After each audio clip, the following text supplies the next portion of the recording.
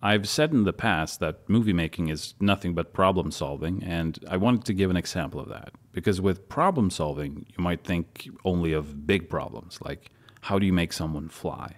The answer to that is you get a bunch of stunt guys in blue and strap the actor to a giant tuning fork. Then VFX artists spend months and months painting out everything that's blue, and for months you look at this shot over and over, scrutinizing every pixel around Shazam, and you're so focused on that you don't notice until way too late that there are crew members still in the shot standing around. Now there's no time to paint them out, there's just enough time to add some bags and a mop. Now they're customers and janitors. Problem solved. I guess over here is a blind and deaf convention, since no one reacts to the flying man. But every scene will have its own problems to solve, no matter how simple the scene. In Shazam, there's a scene where Billy runs away from his foster home. The foster parents run after, but decide to take the car to catch up. They tell the other foster kids to stay home in case Billy comes back.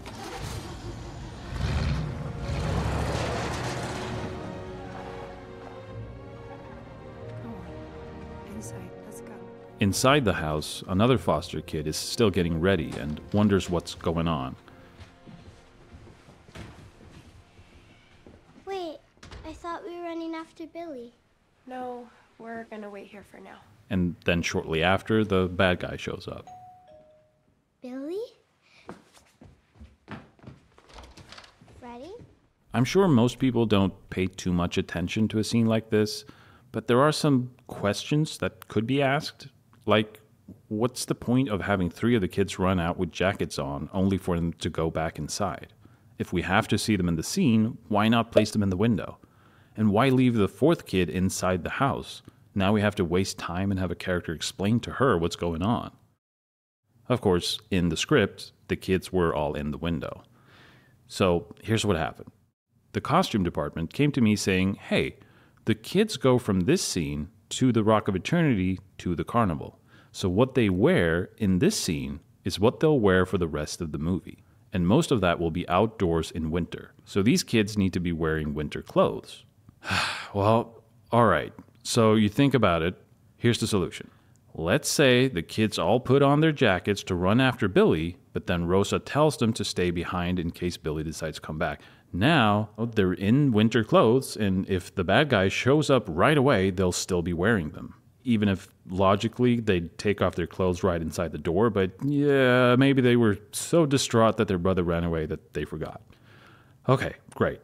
Let's do that. But hang on. This exterior location is scheduled to shoot early on, and turns out we don't have Faith, who plays Darla, because she's still on another show. She'll be available when we shoot the interior on a soundstage, but she won't be available here. Well, shit, okay. Let's say she was really slow with tying her shoes, so she never got outside in time.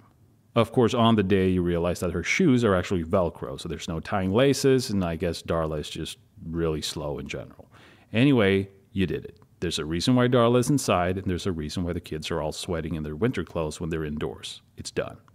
I guess there's no such thing as a coat rack in this house. Then, of course, in hindsight, you look at the movie and realize that, oh yeah, there's actually a bit of a time jump from the house to when they show up in the Rock of Eternity, so you could have just had the kids show up there in jackets.